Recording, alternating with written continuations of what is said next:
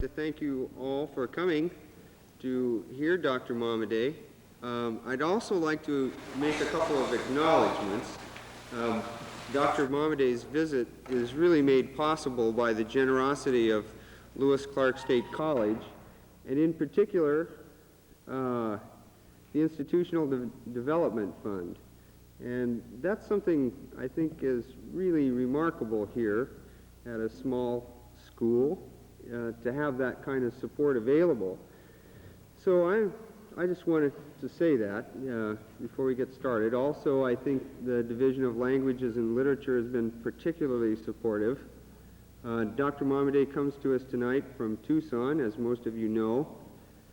He was brought up mostly in New Mexico, and in 1969 won the Pulitzer Prize for his first novel, House Made of Dawn. Many of you probably have already read Dr. Momaday's books, but if you haven't, I'd sure urge you to take a look at the table Cindy's set up outside the door there, and Scott has graciously consented to sign books after the reading for a little while. So I hope you'll take an opportunity to meet with him and talk with him a little bit. I don't know what to say. Scott's honors and awards are much too numerous to list here. I can tell you some things that aren't on his resume as one of his students. For example, he's been blacklisted by the U.S. Information Service. He's fought in the Soviet Union. What else? He's got degrees from lots and lots of universities. But I guess for me, I don't know. I would say I've known two great men in my life. My father, who lives in what I refer to as Lower Idaho, and whom I admire deeply and respect. And the other great man that I would say I know, more than to have just shook his hand, is Scott Momaday. And I think I'd just as soon let you understand why by introducing him now. And thank you for coming.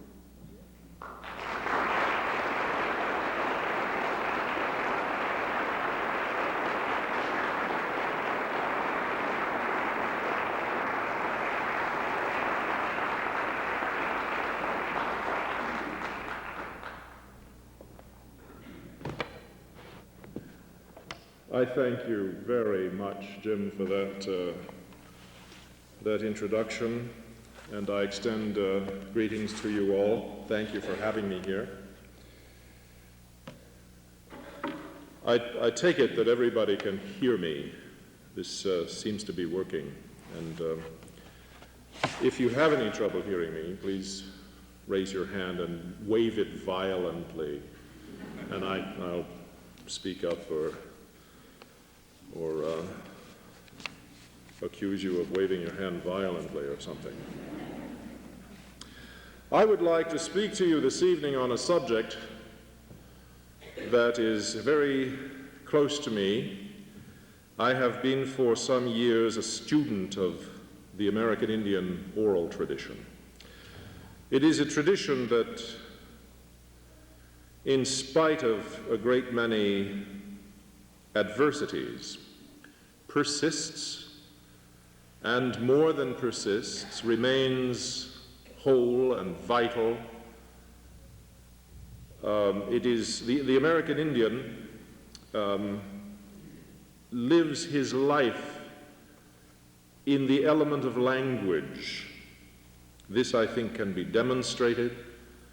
It is a matter that concerns us all, and it behooves us to know as much as we can about the nature of the oral tradition and the way in which we too might invest ourselves in it. I'm going to try not to speak in a formal way. I'd like to make my remarks as informal as I can. I don't want to speak too long. I brought lots of material, but I'm going to try to condense it on this occasion. I need to begin by telling you a story which I've told several times in the last few days and which I've told many, many times in my life. It's a story that I like very much, indeed love, and it's a story that means a great deal to me because my name figures in it. This is the story, and I tell it because what I want to say after I tell the story will refer to it in obvious ways. The Kiowas, I am a Kiowa Indian, Southern Plains tribe. The Kiowas have lived on the Southern Plains from about the time of the Revolutionary War. Before that, they were in the North Country, and the earliest evidence we have of them places them in the area of the headwaters of the Yellowstone River in what is now western Montana. Several hundred years ago, they began a migration. They came down from the mountains and entered upon the northern Great Plains.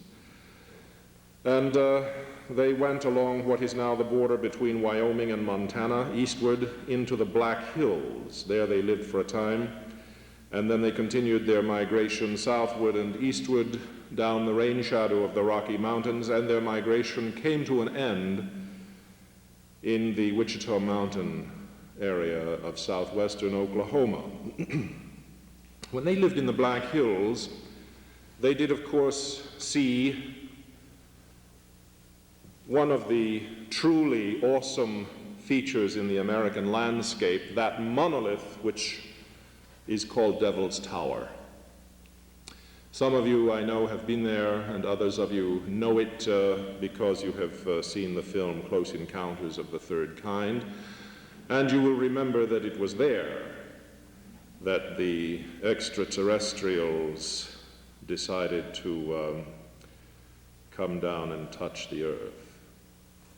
The Kiowas have a story about that place, and I want to relate it to you. There were some children playing in the woods, 8 children. 7 sisters and their brother. The boy was pretending to be a bear, and he was chasing his sisters. The little girls were pretending to be afraid, and they were running. And then in the course of this game, a terrible, terrible thing happened. The boy actually turned into a bear. And when the little girls saw this, they were truly terrified, and they ran for their lives, and the bear after them. And as they were running as hard as they could through the woods of the Black Hills, they passed the stump of a tree, a huge tree stump. The tree spoke to them and said, "If you will climb upon me, I will save you." And the little girls scampered on top of the tree stump, and as they did so, it began to rise into the air. The bear came to kill them, but they were beyond its reach. And the bear reared up against the stump of the tree and scored the bark all around with its claws. The story ends simply.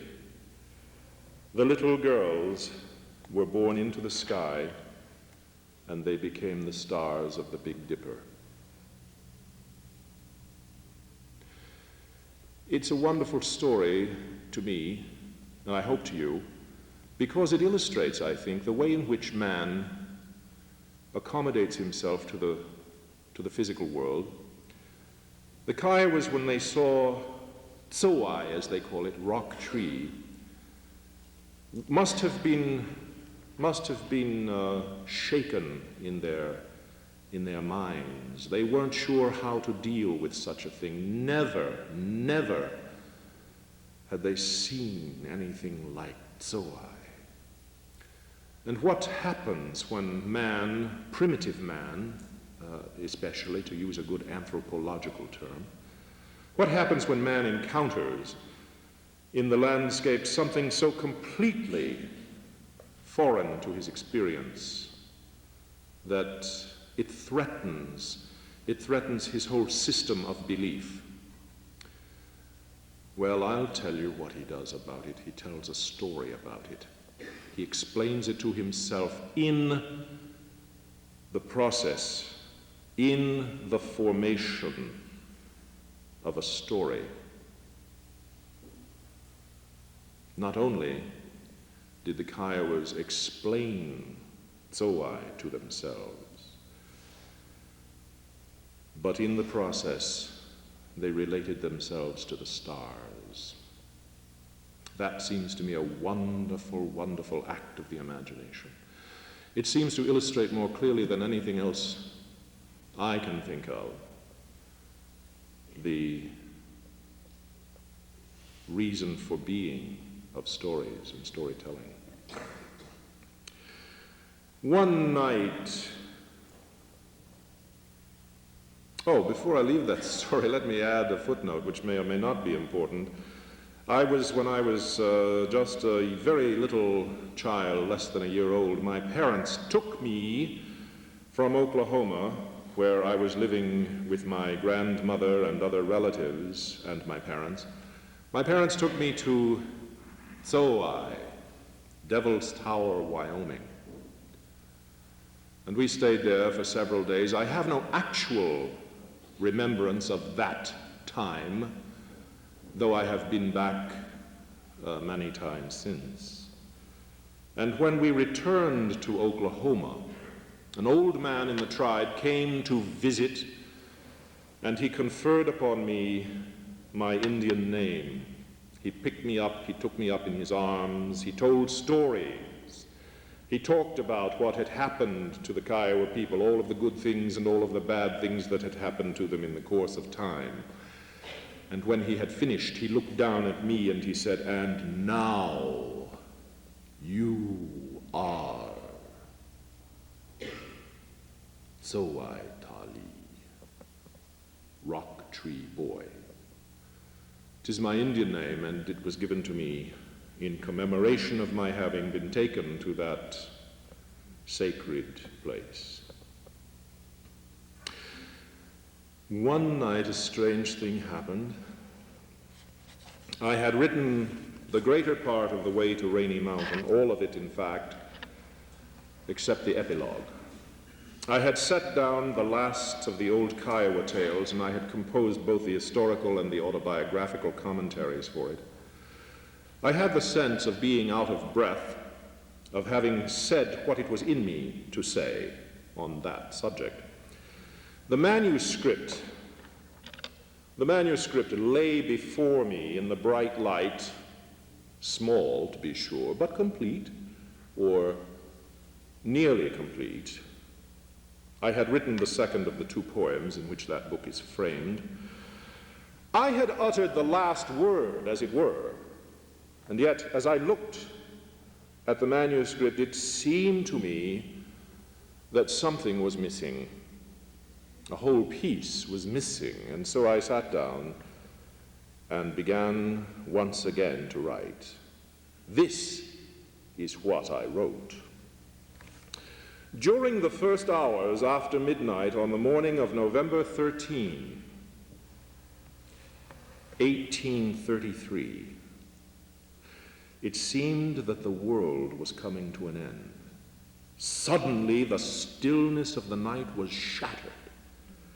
There were brilliant flashes of light in the sky, light of such intensity that people were awakened by it.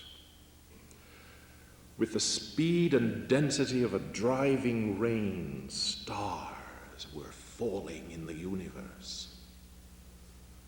Some, according to the New York Times of the next morning, were brighter than Venus. One was said to be as large as the full moon.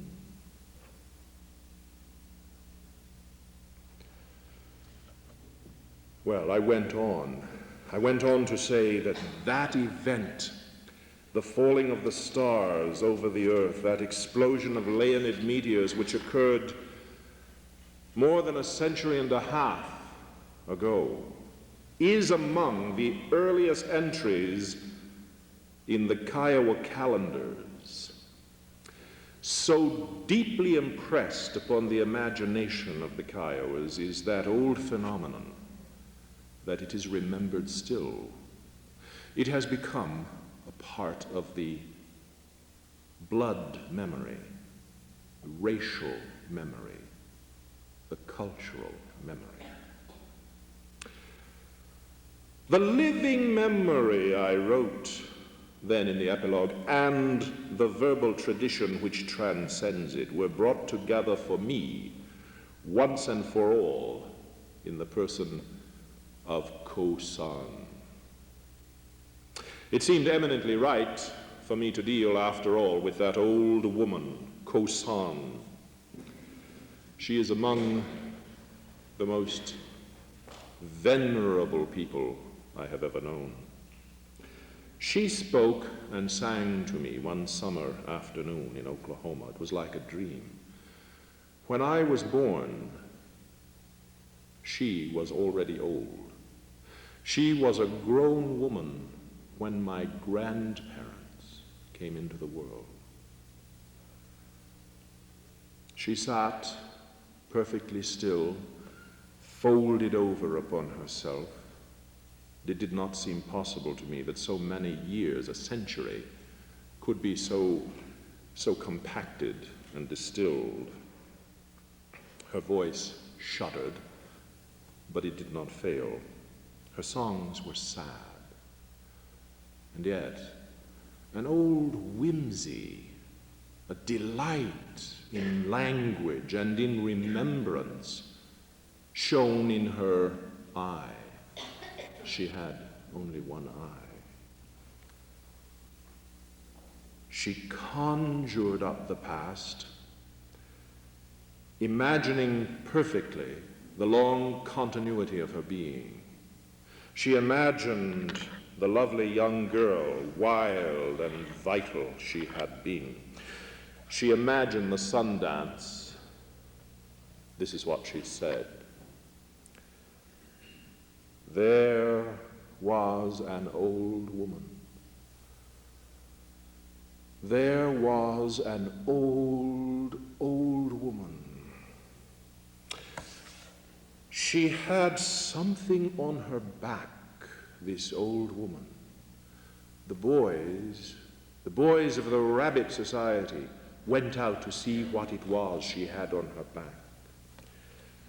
She had a bag full of earth on her back. It was a certain kind of sandy earth. That is what they must have in the lodge. The dancers must dance upon the sandy earth. She held a digging tool in her hand, this old woman. She turned towards the south and pointed with a kiss. She began to sing. Now we have brought the earth. Now it is time to sing, time to play. As old as I am, I still have the feeling of play.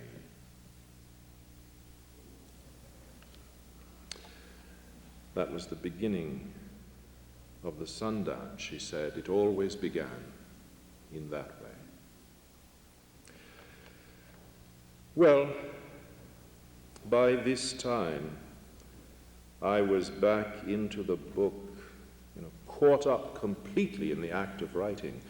I had projected myself, imagined myself out of the room and out of time. I was there with Ko-san in the Oklahoma July. We laughed easily together.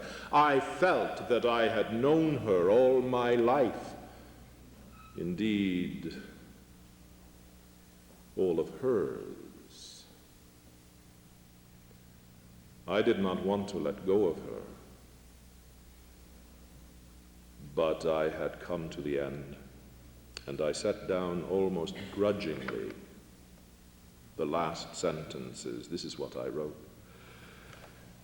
It was all of this and more a quest, a going forth upon the way to Rainy Mountain. Probably Ko-san, too, is dead now.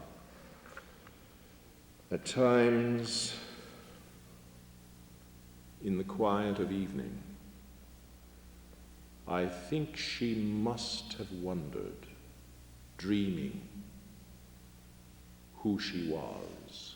Was she become in her sleep that ancient one, that old purveyor of the sacred earth, that old, old woman who, old as she was, still had the feeling of play? And in her mind, at times, did she see the falling stars?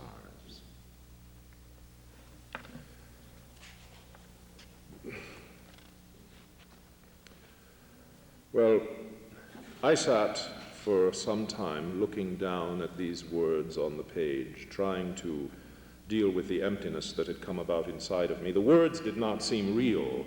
The longer I looked at them, the more unfamiliar they became, and at last I could scarcely believe that they made sense, that they had anything whatsoever to do with meaning.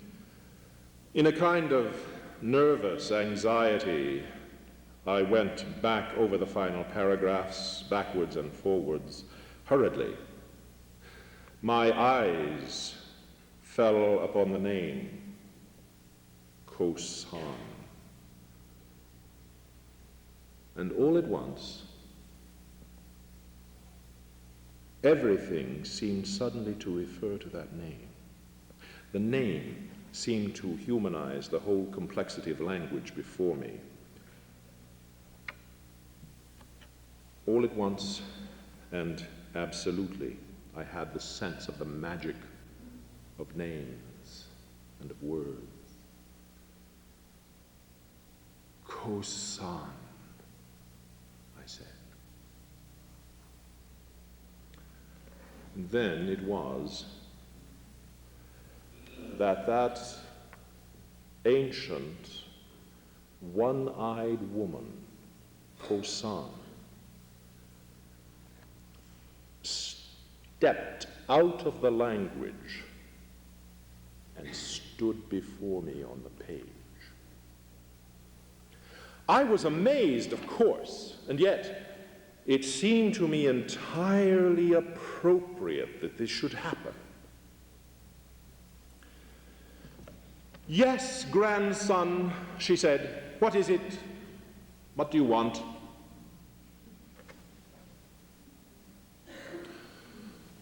"Oh, oh, I was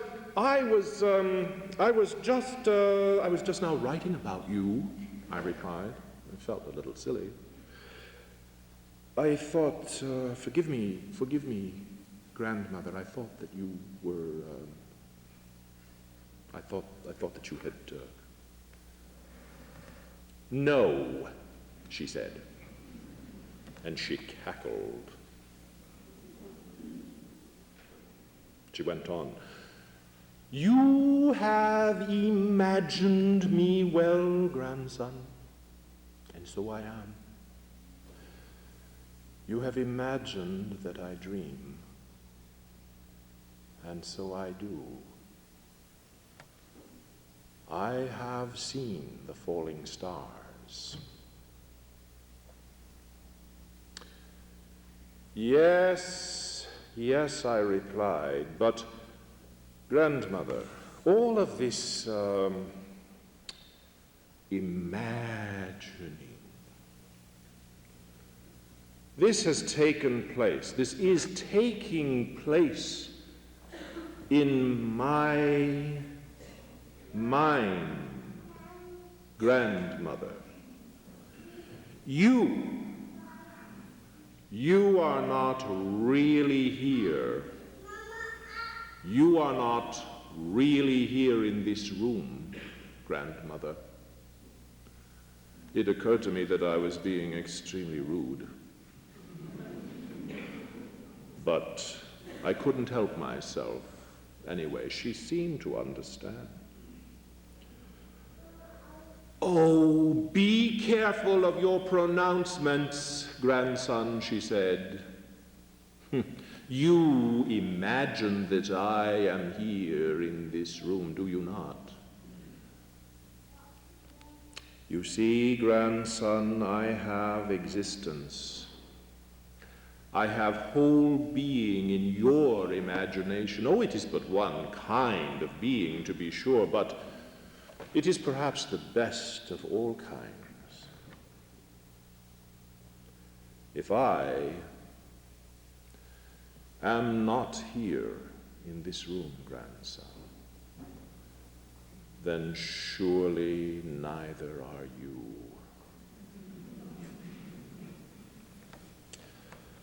Oh, well, yeah, I think I see what you mean, I said meekly. I felt justly rebuked. Tell me, grandmother, how old are you? Oh, I do not know, she replied. There are times, grandson, when I feel that I am the oldest woman on earth. You know, the Kiowas came into the world through a hollow log. In my mind's eye, I have seen them emerge one by one from the mouth of that log. I've seen them so clearly, grandson, how they were dressed, how delighted they were to see the world around them. I must have been there. And I must have taken part in that old migration of the Kiowas from the Yellowstone to the southern plains. For I have seen antelope bounding in the tall grass near the Bighorn River. I have seen the ghost forests of the Black Hills. Grandson, once I saw the red cliffs of Palo Duro Canyon.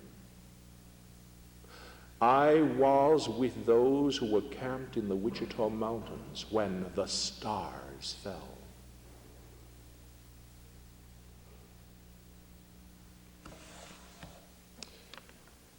You are indeed very old, I said, and you have seen many things.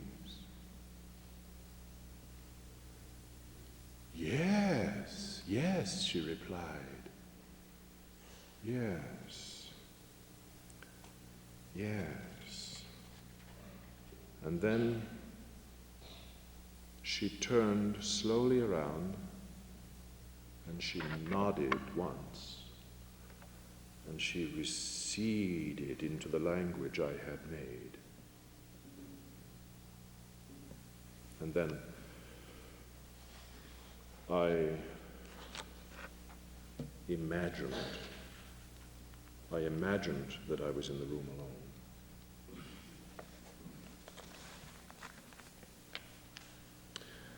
The stars fell in 1833,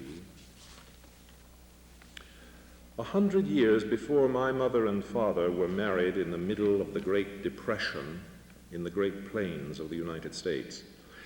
If one looks back across that century, or from our present point of view, just more than a century and a half, the falling stars might well image more clearly than any other event the deepest meaning of that year.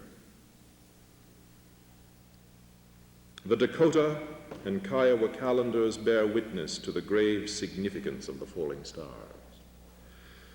Otherwise, the year 1833 seems neither more nor less notable than the other years of the century. Andrew Jackson, the 7th President of the United States, was inaugurated for his second term, and Martin Van Buren succeeded John C. Calhoun as Vice President. Benjamin Harrison, the 23rd President, was born at North Bend, Ohio. Noah Webster sought to render the Bible more acceptable by omitting many verses altogether and by substituting breast for teat, smell for stink, to nurse for to give suck, and so on. The first steel plow was produced in America by John Deere, a blacksmith from Grand Detour, Illinois. He sold it for $10 and moved to Moline, where he built a factory. His plow became famous throughout the West as the singing plow, an indispensable item in the wagons of farmers who emigrated to Oregon and California in the 1850s. Abolitionist groups in New York and New England merged to form the American Anti-Slavery Society. Mass journalism in the United States began with the first issue of the New York Sun, which sold for a penny. The Oberlin Collegiate Institute was founded, the first American college to admit women on an equal basis with men. It was a good year. On the Great Plains, the year 1833 was the year the stars fell. It was also the year in which the Kiowa calendar keeper Set-An was born. In his own calendar, which covers a span of 60 years from 1833, the first winter of his life is recorded as the pictograph of a child. Above the child is a grouping of 4 stars, and below is a black bar, the indication of winter. Set-An, the name means little bear, was born in the preceding summer, a time of physical and spiritual devastation for the Kiowas, for there was no sun dance that year. The summer of 1833 is known to the Kiowas as Imp God Adel de Pai, summer that they cut off their heads. In the early spring, the Kiowas were camped at the mouth of Rainy Mountain Creek, a southern tributary of the Washita River. Nearly all the warriors had gone on a raid against the Utes. Only the women and children and the old men were in the camp. What happened then is recorded succinctly by the great ethnographer James Mooney, who wrote in 1895. This picture, and he's talking about the pictographic representation of the year on the Set-An calendar. This picture commemorates one of the most vivid memories of the older men of the tribe, a wholesale massacre by the Osage, who cut off the heads of their victims and deposited them in buckets upon the scene of the slaughter. Set-An, the author of the calendar, was born in this summer.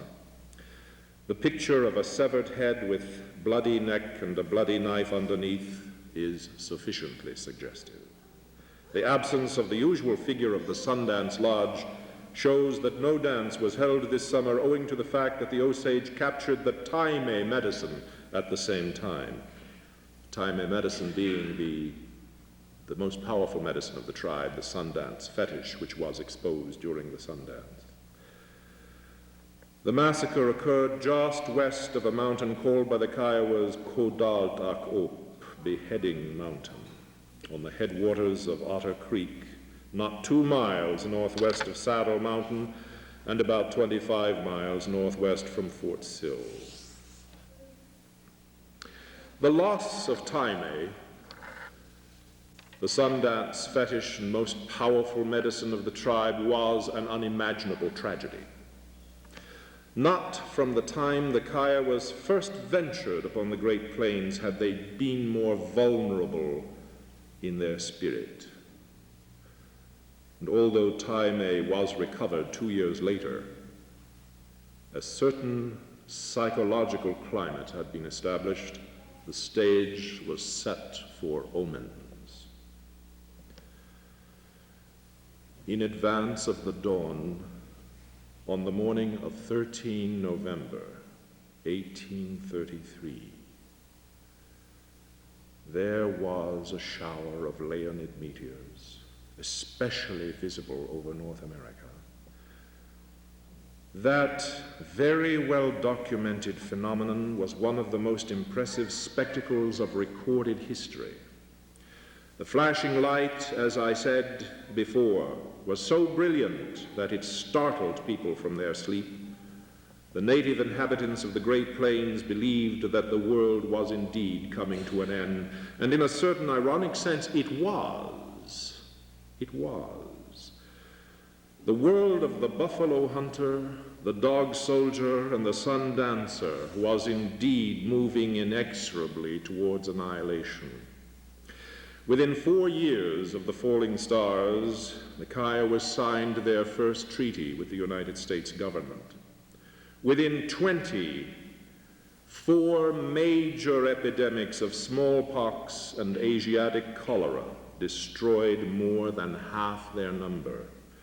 And within scarcely more than a generation, their horses were taken from them, and the once great herds of buffalo were slaughtered and left to decompose upon the prairies. Later, Setanta, great Kiowa chief, spoke these words, which articulated the fulfillment of a dark prophecy. I have heard that you intend to settle us on a reservation near the mountains. I don't want to settle. I love to roam over the prairies. There I feel free and happy. But when we settle down, we grow pale and die.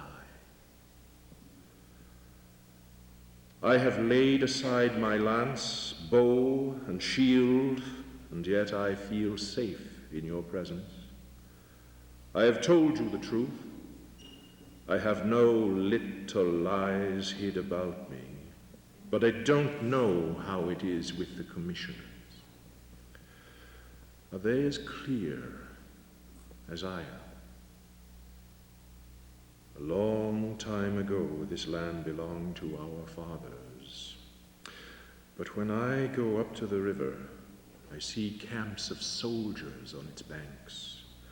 These soldiers cut down my timber, they kill my buffalo. And when I see that, my heart feels like bursting. I feel sorry.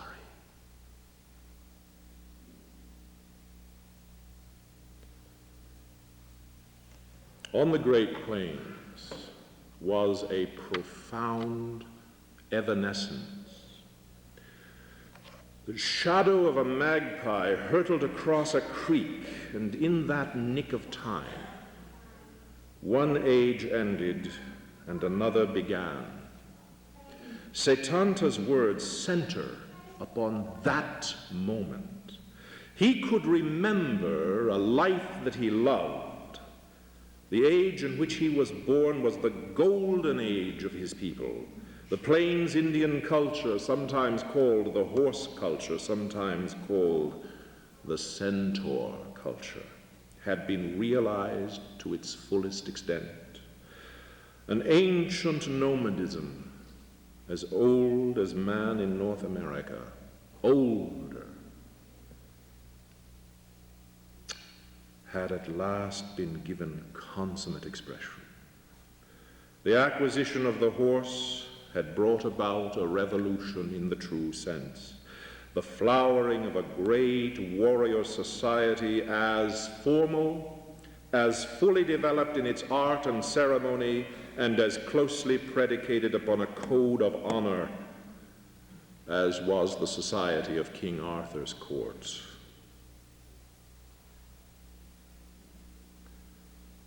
But the omen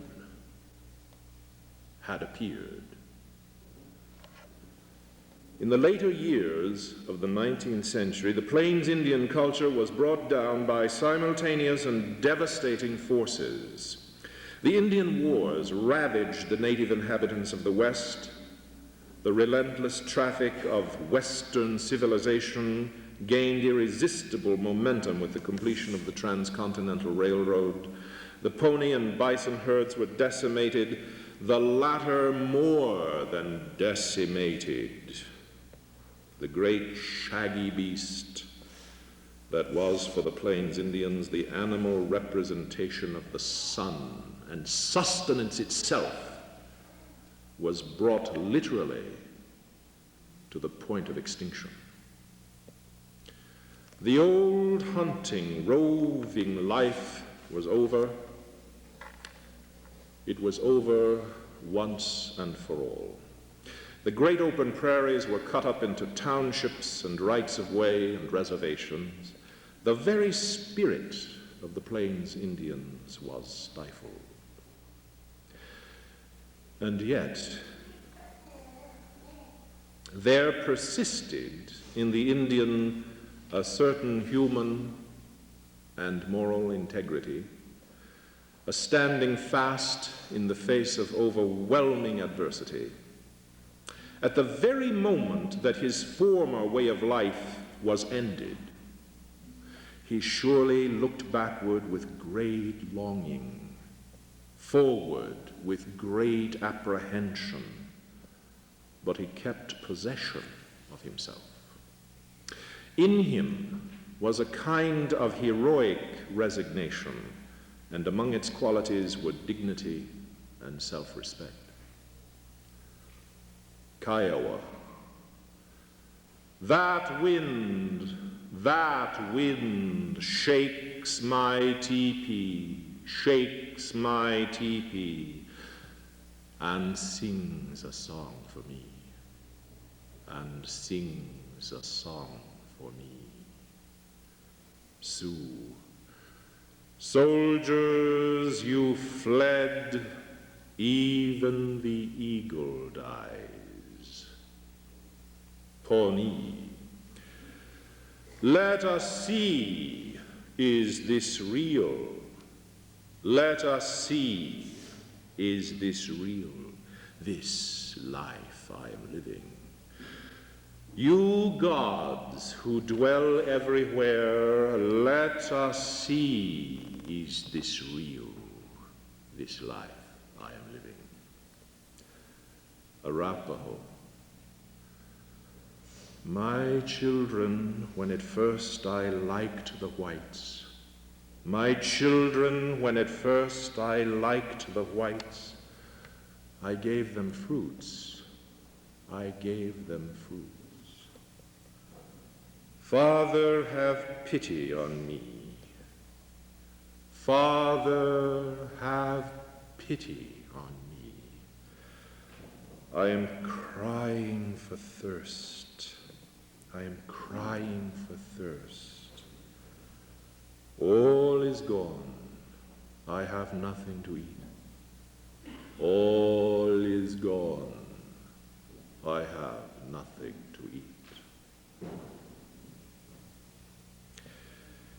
Historically, what comes in the turning is confinement and demoralization, persecution and impoverishment. There are no longer warriors, there are prisoners of war.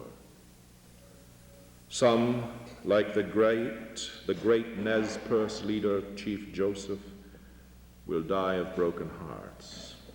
Others, like Setanta, will find their lot insufferable, and they will take their own lives. Most will simply endure, holding still as they can against the hard winds of change. In the ghost dance, they are revived momentarily. They dream of their bygone glory. Wovoka. All Indians must dance everywhere. Keep on dancing. Pretty soon in next spring great spirit come. He bring back all game of every kind, the game be thick everywhere. All dead Indians come back and live again.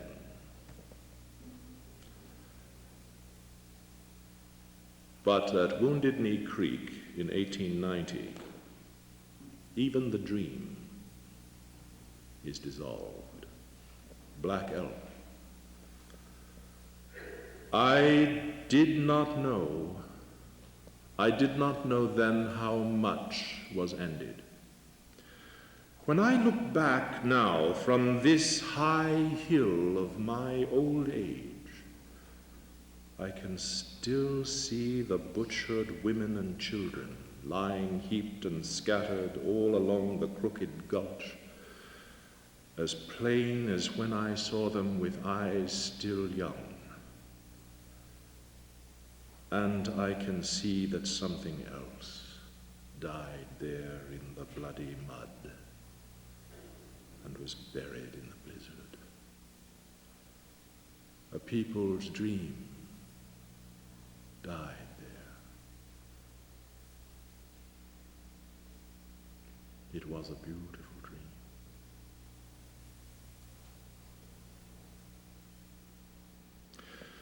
But let us speak not of the death of dreams, but of the sustenance of dreams. All things suffer change, and yet all things remain the same, for they are forever in our dreams. This is an irrevocable principle of the Plains mind and of the Plains oral tradition, which is deeply invested in myth, in the sacred realities of the imagination, in the efficacy of ancient vision. Nothing is more definitive of the Plains culture than the vision quest. In his book, Son of the Morning Star, Custer and the Little Bighorn, Evan S. Cannell writes of the famous meeting on Medicine Lodge Creek in 1867. Black Kettle was present, sporting a long blue robe and a dragoon's hat. Setanta carried his bugle, French horn, trumpet, whatever it was, on a rawhide thong slung round his neck. Setangya, or Setank, the spidery Kiowa with a similar name, wore a medal embossed with the head of President Buchanan. At the time of the conference, he was 67 years old. Today, he glares from the National Archives album with one eye like a drill, the other a slit. Beneath a thin Mongolian mustache, his lips are compressed like a man tasting a bitter seed.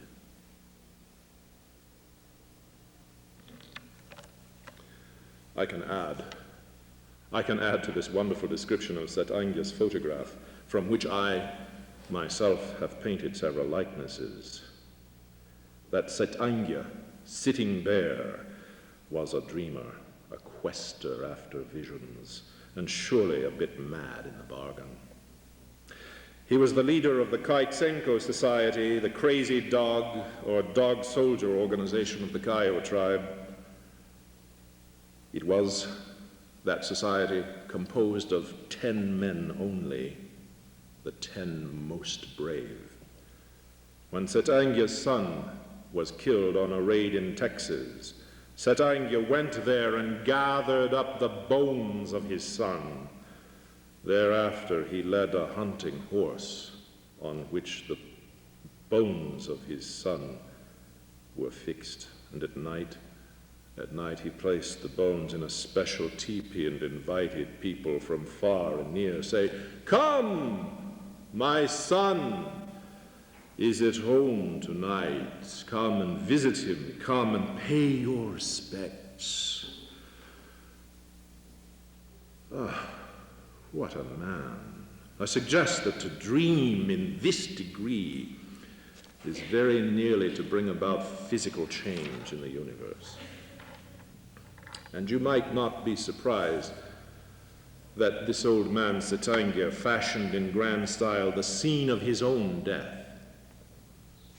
He was imprisoned at Fort Sill with 2 other Kiowa chiefs, Setanta and Big Tree. He was placed in the bed of a wagon to be transported to the railroad, thence to Fort Richardson to be tried for the raid on the Warren wagon train. Setangya began to sing the song the Kaitsenko?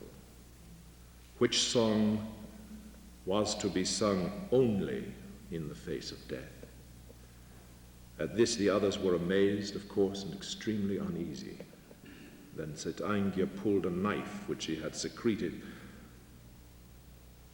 and attacked the teamster, wounding him in the leg. The outriding guards shot him dead. And Connell writes of that most elusive of all warriors and visionaries. I quote, "Crazy Horse, Curly as he was then known, had been so shocked by the explosive meeting at Fort Laramie that when his people fled north, he left them somewhere along the way. He spent 3 days on a hilltop without food or sleep, hoping for supernatural guidance. He wedged pebbles between his toes and put rocks under his back so that he could stay awake while meditating upon this experience with whites. At last, weak and dizzy, he thought he saw his horse approach, carrying on its back a warrior who flourished no scalps, whose unbound hair hung below his waist, and who wore a smooth brown pebble behind one ear. The warrior's body had been decorated with hail spots, and a streak of lightning descended from his forehead to his chin. Bullets and arrows attacked him, but he fell away, but they fell away without touching him. The storm broke, and yet he passed through unharmed. People clutched at him, trying to restrain him, but he rode through them with a red-backed hawk flying above his head. Curly did not reveal this manifestation to anybody until he was 16 and ready to become a warrior. From then on, he painted white hail spots on his body and a red lightning bolt down one cheek before going into battle. He tied a brown pebble behind one ear, wore the red-backed hawk on his head, and threw a handful of dust, perhaps symbolic of the storm, across himself and his pony. Except for moccasins and breechcloth, he rode naked.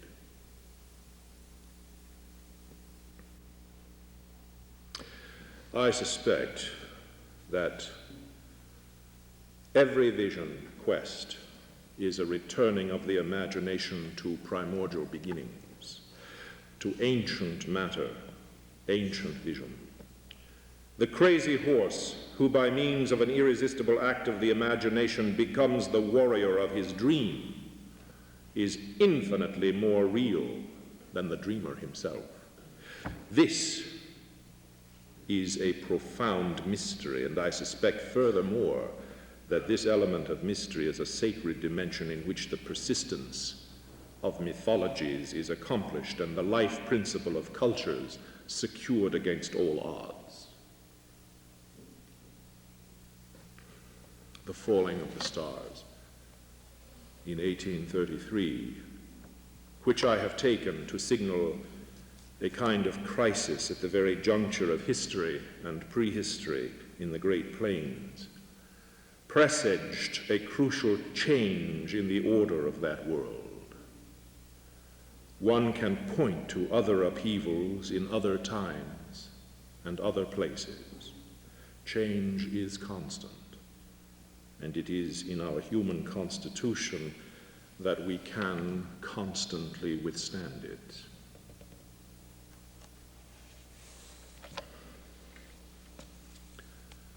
How? But how?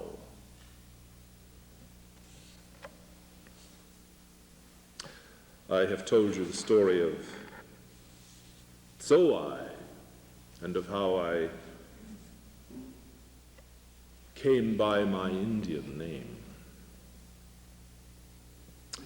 And I want to say again that I believe that those Kiowas of old who beheld the rock tree for the first time must have been stricken by the sight. It is one of the awesome things of the world. They had to account for it, Their very well-being was at stake. They had to account for it. They had to appropriate it to their experience once and for all. To do less than that would have been to compromise their very humanity. They told a story about it, and from that time on, it was acceptable to them in their terms. They had given a name to their wonder, and in the process, they had related themselves to the stars. John Bierhorst, in the mythology of North America, identifies the tale of Starboy as a central myth of the Great Plains. In the Kiowa version of this ancient tale, a girl child is born into a higher world in the branches of a growing tree. There she sees a handsome man who is the sun. She becomes the bride of the sun and bears him a child, a boy. One day she violates a taboo. Enraged, the sun hurls a gaming wheel which strikes the woman dead. In possession of the wheel, the boy child returns to the earth where he is adopted by a grandmother spider. Heedless of a warning, he hurls the wheel into the sky, and it falls squarely upon his head and divides him in two. He becomes twins. Heroes who figure in what must have been an epic series of adventure stories. Eventually, one of the twins disappears into a body of water. The other brother, the other twin, lives on into old age, then divides himself into 10 portions, the 10 medicine bundles, which are called the Talidai, boy medicine. Gives himself in Eucharistic form to the Kiowa people. The falling stars, the 7 sisters who become the stars of the Big Dipper, and the star boy, the son of the sun, are the particular values which constitute a whole mythic equation. In the precise balance of this equation, which is, I believe, the sacred bond between man and the universe, there is the survival of cultures and their meanings, past, present, and to come.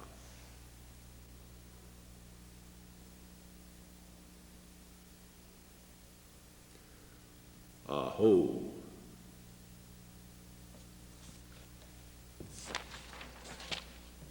You can applaud.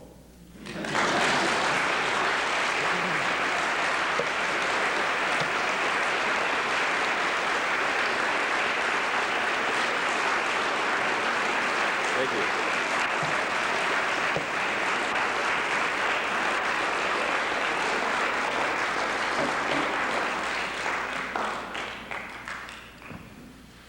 Thank you again. See you back there by the books. Yeah.